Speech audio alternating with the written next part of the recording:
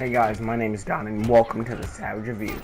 We are back with another video. Today we will be reviewing Season 3, Episode 2 of Supergirl, titled Triggers. Let's get straight into the review. Alright, we start off the episode with everyone going through their morning routine, getting ready for work, school, whatever it may be. And you notice that Supergirl is the only one alone. And this becomes something bigger once we have to deal with Psy. I will touch on that later in this episode. Rain is dropping off Ruby at school, and Ruby is asking her what happened in what happened in the previous episode of the waterfront.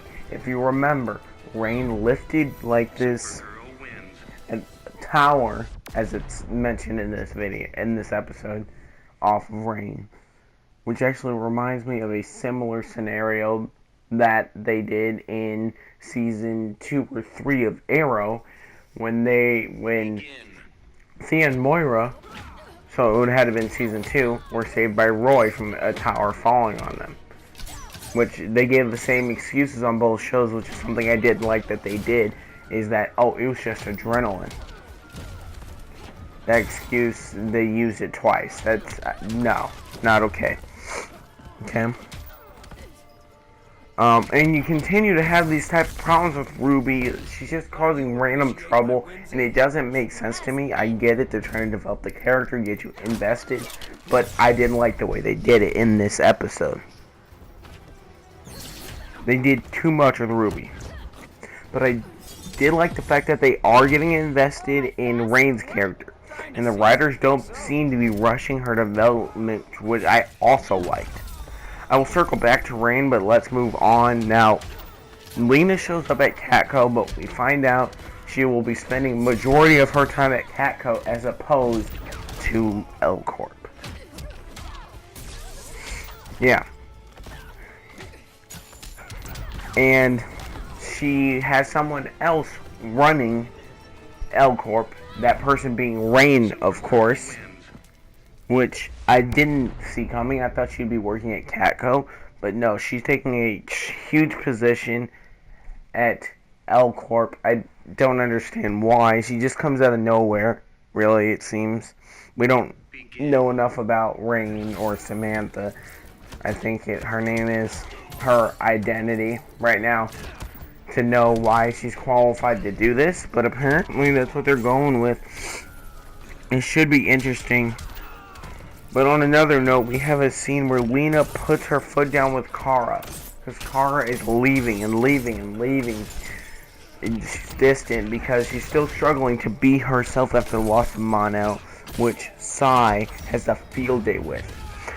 Now here's where I got kind of frustrated. I don't understand why Lena was treating James like he wasn't important. Like, she wasn't telling him about the meetings. She didn't tell him that she was going to be there every day. She's not communicating with James as if he's just some low-level employee. No, like James said, he's been running the company for the past year. And for you to come in and start treating James like he's not an important part of Catco and what goes on there is just unacceptable. I don't know why the writers did this. They did mention a few bad things leading into evil things, and this might have something to do with that. If they're going for that, then that's fine. But I don't like that they did that. It just doesn't seem right. Now, let's talk about Psy. We learned in this episode that she makes you see your worst fears. And we see that she makes Kara see her last day on Krypton, which must have been traumatizing, but even more traumatizing, she sees the death of Mon-El. Now, it makes me wonder if they are telling us that Mon-El is dead without actually plainly saying Mon-El's dead. He's not coming back. That's what this makes me think. One thing I didn't like is that they managed to belittle John's powers, Martian Manhunter's powers again. Why is he on the show? It makes me upset on the near same level as Lance that John just has no ability to do anything on this show. He gets taken out so easily by every single person they encounter where he uses his powers. And it is unacceptable. Unacceptable. Something needs to change. Now, the moment you have all been waiting for. Sorry, this is a short review. This episode didn't have much for me to work off of in terms of things to talk about. So we're going to go straight into, and I kind of mashed things together. I'm writing it out better instead of just going straight off notes. Now, the moment you've all been waiting for, let's talk about Sandverse. In this episode, when they were talking about having kids, and Maggie doesn't want to have kids.